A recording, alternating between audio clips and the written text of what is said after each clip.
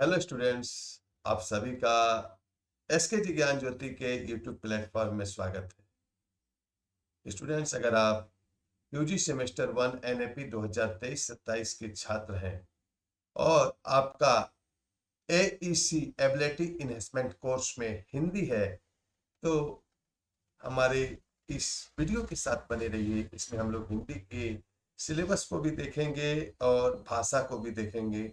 इस एक लेसन को भी हम लोग आज कवर करने की कोशिश करेंगे।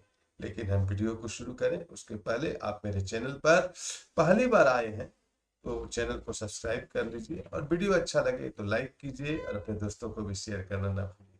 और अगर आप डिटेल में इसका नोट्स चाहते हैं तो एसके जी ज्ञान ज्योति ऐप पर जाकर आप इसके लाइव क्लासेस को ले सकते हैं। तो आइए चलते हैं आज के टॉपिक सिलेबस पर और सिलेबस में देखते हैं कि हमें पढ़ना क्या है। ठीक है, आइए शुरू करते हैं। तो स्टूडेंट, जैसा कि हम लोग देख रहे हैं, ये हमारा सिलेबस है एआईसीसी एसकेएमयू का, खास करके। ठीक है, हम एसकेएमयू का ज़्यादा सिलेबस को फॉलो करते हैं। ये 50 मार्क्स का है। कितना का है? ये एआईसीसी हिंदी 1 आप देख रहे हैं, यहाँ पर लिखा हुआ है। ठीक है, ये कितने मार्क्स का है? 50 मार्क्स का है। ठीक है, इसे पास करने के लिए आपको मार्क्स कितना लाना होगा? 20। कितना लाना होगा? 20 लाना होगा। ठीक है, तो इसको दो इकाई में बांटा गया है। ये इसको दो इकाई में बांटा गया है। ये यूजी सेमेस्टर 1 एनएपी 2023-27 के स्टूडेंट्स के लिए काफी फायदेमंद है। तो सबसे पहले इकाई में पढ़ना है भाषा की परिभाषा। ठीक है, पहला क्या पढ़ना है? भाषा की परिभाषा। भाषा के विविध रूप, भाषा के कितने रूप होते हैं, हिंदी की विशेषताएं, प्रतिवेदन क्या होता है, ज्ञापन, संक्षेपण और पल्लवन, इससे क्वेश्चन रहे। और इकाई 2 में पढ़ना है कारक, संधि, समास, मुहावरे, पर्यायवाची शब्द, अनेक शब्दों के बदले एक शब्द। सारा चीज बोलिए, आपने पढ़ा है कि नहीं पढ़ा है? आपने जरूर पढ़ा है सारा चीज, लेकिन फिर से रिवीजन करना है, थोड़ा डिटेल में पढ़ना है। ठीक है, प्रश्न पत्र की अवधि 2 घंटे की होगी, यहाँ लिखा हुआ है। ठीक है, खंड ख में 10x3 और खंड ख में 5x2। ठीक है, और खंड ख में देखिए क्वेश्चन किस तरह के आएंगे। 10x3 यानी लॉन्ग क्वेश्चन 10 नंबर का 3 ठो होगा, 5 नंबर का 2 ठो होगा, 2 नंबर का 5 ठो होगा। इसी तरह का क्वेश्चन होगा जो कि आपको देना है। तो आज हम लोग अपने इस अध्याय में सीखेंगे भाषा की परिभाषा। आखिर भाषा की परिभाषा क्या है, क्योंकि हमें लिख कर उत्तर देना है। जब हमें लिख कर उत्तर देना है तो हमें लिख कर ही जवाब देना होगा, है ना। तो आइए शुरू करते हैं भाषा की परिभाषा। बहुत छोटा परिभाषा हम लेकर आए हैं जिसको आपको अच्छी तरह से समझ में आएगा। भाषा की परिभाषा, ये बहुत इंपॉर्टेंट लेसन है आपके लिए। ठीक है, तो ये आप अगर दिमाग में एक बार समझ लेंगे तो टीचर को अपने शब्दों में लिख के बता सकते हैं। और हमें लिख के परीक्षा देनी है। जब हमें लिख के परीक्षा देनी है तो हमें हमें क्या करना होगा? लिख के ही पढ़ना होगा, है ना। ऐसे खाली वीडियो देख लेने से नहीं होगा, तो हम इसलिए नोट्स को समझाते हैं। तो देखिए, पेन पेपर लीजिए। भाषा क्या है? भाषा एक साधन है। ठीक है, क्या है? भाषा एक साधन है जिसके द्वारा व्यक्ति अपने मन के विचार, हम अपने विचारों को, हमारे मन में बहुत सारे विचार आते हैं, भावनाओं, अनुभूति को व्यक्त करता है। और इसके लिए वह आवश्यक ध्वनियों का प्रयोग करता है। सोचिए, आपको किसी को कुछ बोलना है, अपने भाई को कुछ बोलना है, अपने दोस्त को कुछ बोलना है, अपने टीचर को कुछ बोलना है, तो हम क्या करते हैं? भाषा का, बोल के, ध्वनि का उपयोग करके प्रयोग करते हैं। तो भाषा क्या है? भाषा एक साधन है जिसके द्वारा व्यक्ति अपने मन के विचार, भावना और अनुभूति को व्यक्त करता है। और इसके लिए वह किसका उपयोग करता है? ध्वनि का उपयोग करता है। ठीक है, ध्वनियों का उपयोग करता है। आइए इसके आगे क्या लिखना है इसमें।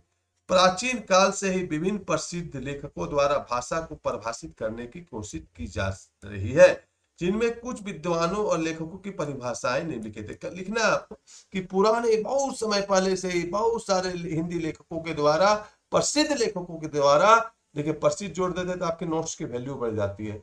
ठीक है, परिभाषित, भाषा को परिभाषित करने की कोशिश की जा रही है। तो सभी सभी लेखक अपने अपने जो है, तो प्लेटो के अनुसार पहला आप क्या देंगे? प्लेटो के विचार से भाषा सिर्फ थोड़ा ही अंतर है। विचार और आत्मा की मुख्य अध्ययनात्मक बातचीत है।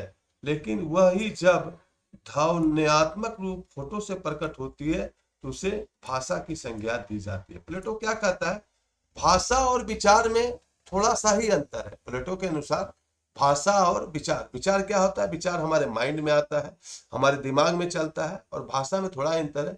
विचार आत्मा के मुख या अध्ययनात्मक बातचीत है। विचार हम लोग अपने में बातचीत सोचते रहते हैं, तर्क निकालते रहते हैं, लेकिन जब वही विचार हमारा ध्वनि के रूप में, ध्वनात्मक रूप में, यानी ध्वनि ध्वनि के रूप में ओठों पर प्रकट होती है तो उसे भाषा कहते हैं। 4 इंची दिमाग में आया आपका।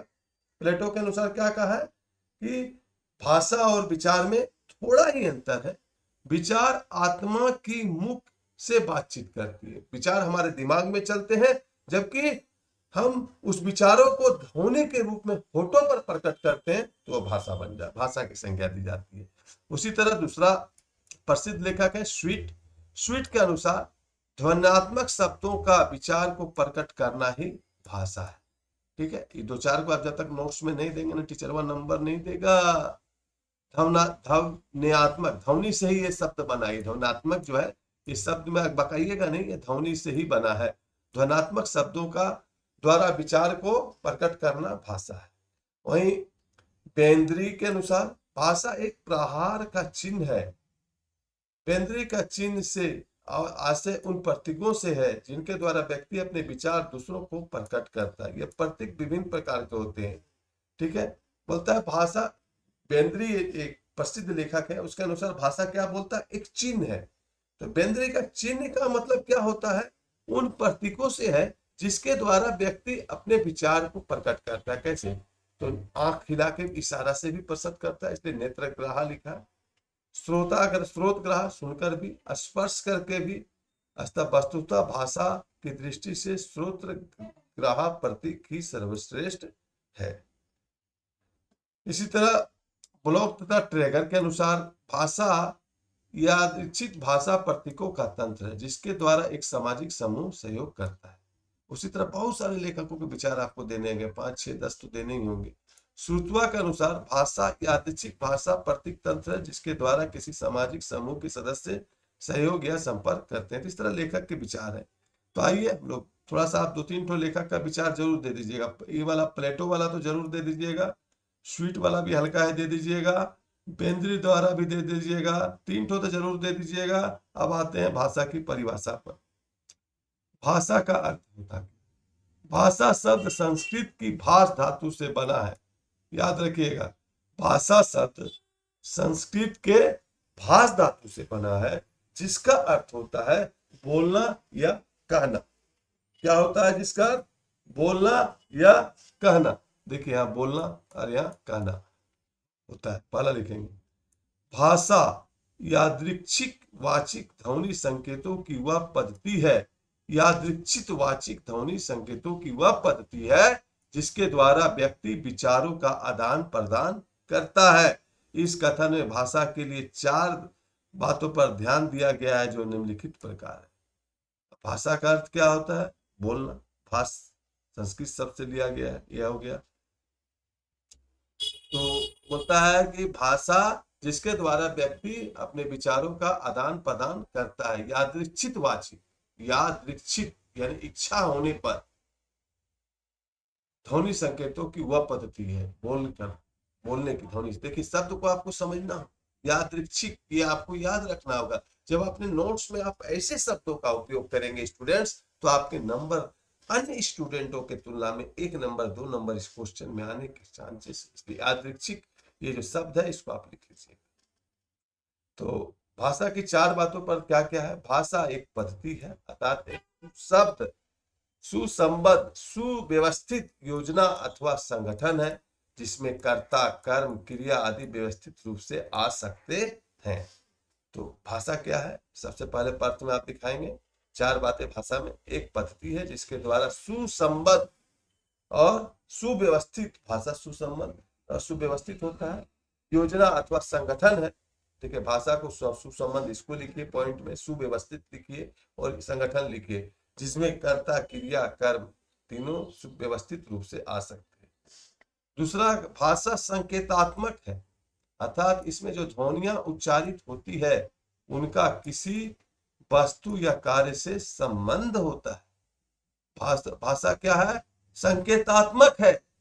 इसमें जो ध्वनियां जो हम बोलते हैं उससे किसी काम से या किसी व्यक्ति से संबंध होता है।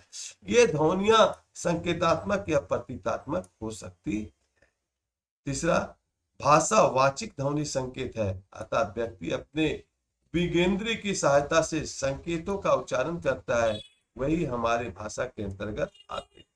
नेक्स्ट है भाषा यादृच्छिक संकेत है। यादृच्छिक से तात्पर्य है ऐच्छिक। ठीक है, इसका मतलब क्या है? ऐच्छिक अर्थात किसी विशेष ध्वनि का किसी विशेष अर्थ से मौलिक अथवा दार्शनिक संबंध नहीं होता है। किसी भी ध्वनि का किसी विशेष अर्थ से मौलिक या दार्शनिक संबंध नहीं होता है। अब लास्ट में क्या लिखना है? प्रत्येक भाषा में किसी ध्वनि को किसी विशेष अर्थ का वाचक मान लिया जाता है। प्रत्येक भाषा में किसी ध्वनि को किसी विशेष का अर्थवाचक मान लिया जाता है, फिर उसी अर्थ के लिए रूढ़ हो जाते हैं। कहने का अर्थ यह है कि हम परंपरागत उस अर्थ का वाचक हो जाते हैं। कहने का अर्थ यह है कि हम परंपरागत उस अर्थ के वाचक हो जाते हैं, हो जाता है। दूसरी भाषा में उस अर्थ का वाचक कोई दूसरा शब्द होगा। व्यवहार में हम यह देखते हैं कि किसी भाषा का संबंध एक व्यक्ति से लेकर संपूर्ण सृष्टि तक है। अब क्या कह रहा है? कहने का अर्थ यह है कि परंपरा अनुसार उस अर्थ का वाचक हो जाता है, उसी अर्थ का वाचक हो जाता है। दूसरी भाषा में उस अर्थ का वाचक कोई दूसरा शब्द होगा। ठीक है, व्यवहार में हम यह देखते हैं कि किसी भाषा का संबंध एक व्यक्ति से लेकर संपूर्ण सृष्टि तक है। लास्ट यही लिखना है। ये भाषा पर एक छोटा सा आपके लिए हमारा लाइव वीडियो था।